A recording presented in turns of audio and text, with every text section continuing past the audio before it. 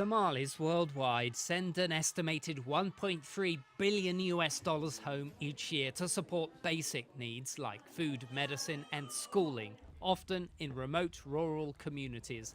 Now the US Department of Justice is alleging that 5 women conspired to raise money abroad and send it to Somalia and Kenya to support Al-Shabaab by pretending it was for orphans and to help family.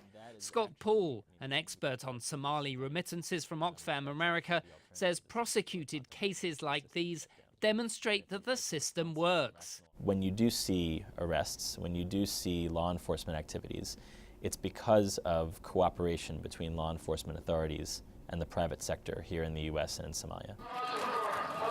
But most banks here in the US have refused wire transfer services to Somali money transfer companies because of the extra costs and risks associated with a country where Al-Shabaab is active.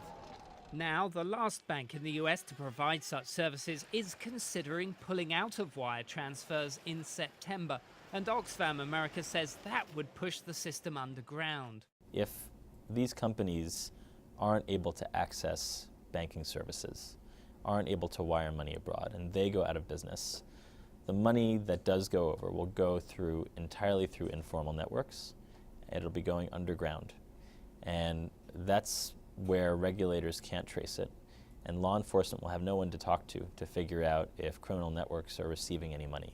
Oxfam and a Kenyan charity, Adesso, are now appealing to US authorities and lawmakers to adapt their guidelines, laws and approaches to prevent this system from collapsing. They say it's crucial that US banks aren't made to feel that they're being exposed to unacceptable risks simply for providing wire transfer services to legitimate and compliant Somali wire transfer businesses.